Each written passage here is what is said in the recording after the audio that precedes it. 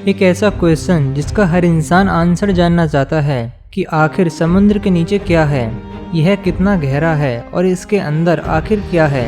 अब देखो, यह तो हम सभी जानते हैं कि हमारी पृथ्वी पर जितनी सतह है उससे कहीं ज़्यादा पृथ्वी पर पानी मौजूद है। मतलब कहें तो पृथ्वी पर 70% हिस्से में समुद्र का ही राज है। इससे आप समझ ही सकते हैं कि जिस 30% एरिया में हम रहते हैं उस 30% एरिया में ही न जाने कितने करोड़ों रहस्य छुपे हुए हैं जो आज तक अनसुलझे हैं। तो जरा सोचिए कि हम उस 70% एरिया को कैसे एक्सप्लोर कर पाएंगे जो कि समुद्र में समाया हुआ है। देखो, ये हवा और पानी ही तो है जिसकी वजह से आज धरती पर जीवन संभव है। और किसी ने बिल्कुल सही कहा है कि जल ही जीवन है।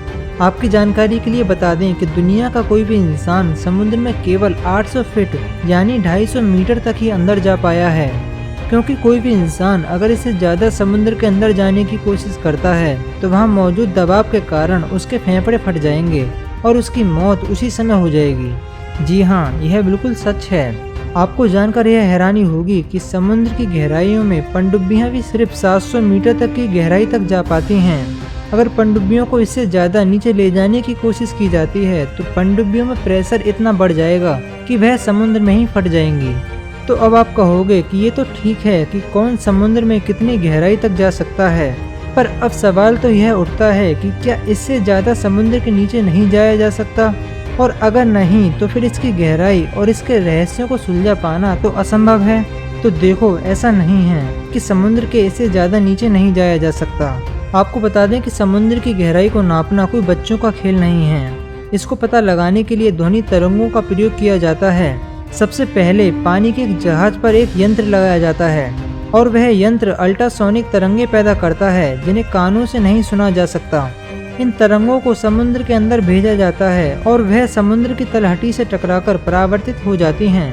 इन तरंगों को प्राप्त करके उनके जाने और उनके लौट के आने में लगे समय को आधा कर उसे समुद्र के पानी में ध्वनि के वेग के मान से गुणा कर दिया जाता है। फिर जाकर कहीं समुद्र की गहराइयों का पता लगाया जाता है। तो अब आपके माइंड में एक क्वेश्चन तो जरूर आ रहा होगा कि अगर हम समुद्र की गहराइयों में किसी तरह पहुंच जाएं तो हमें वहां पर क्या क्या देखने को मिलेगा। तो सबसे पहले तो आपको बता दें कि समुद्र की सबसे गहराई वाला स्थान मारियाना ट्रेंच है, जो कि प्रशांत महासागर में मौजूद है, जहां अब तक केवल 8 ही लोग जा पाए हैं और वह भी जिंदा वापस आए हैं। जबकि इतनी गहराई में जाना किसी भी इंसान या मशीन के लिए जानलेवा हो सकता है। यहाँ की गहराई इतनी है कि अगर माउंट एवरेस्ट को भी उल्टा कर समुद्र के इस स्थान में डुबा दिया जाए तो उसकी चोटी भी यहाँ तक नहीं पहुँच पाएगी। है ना कमाल की बात।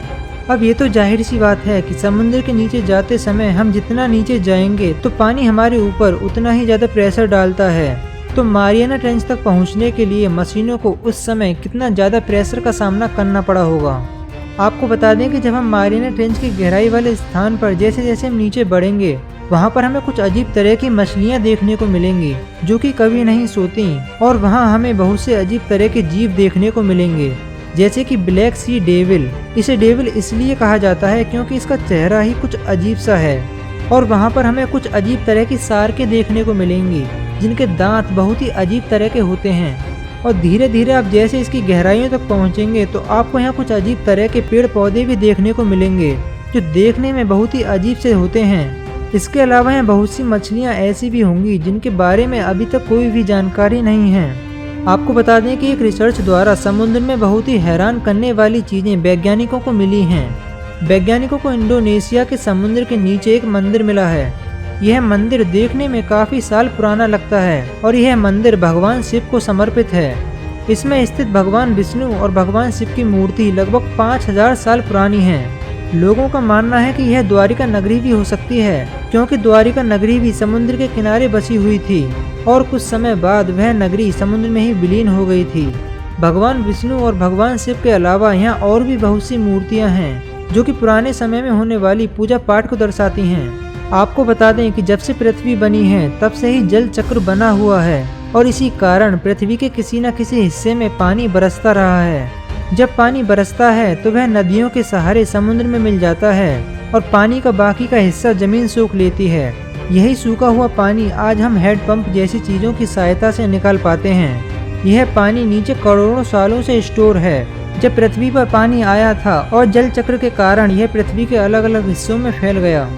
आपको यह जानकर बहुत ही अजीब लग सकता है कि समुद्र के नीचे भी पानी बहता है, जहां अंदर ही अंदर बहुत सारी नदियां बहती हैं। जी हाँ, यह वैज्ञानिकों द्वारा प्रमाणित हो चुका है कि समुद्र के नीचे भी उसी तरह नदियां बहती हैं जैसे कि जमीन पर बहती हैं। हाल ही में हुई रिसर्च में वैज्ञानिकों को समुद्र के नीचे बहने वाली बहुत सी नदियों के बारे में पता चला है, जो कि अपने आप में एक बहुत ही हैरानी की बात है।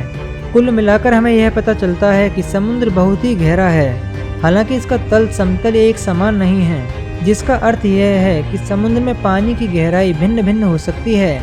वैज्ञानिक भी अभी तक समुद्र के केवल 5% हिस्से तक ही रिसर्च कर पाए हैं, बाकी का 95% अभी भी बाकी है।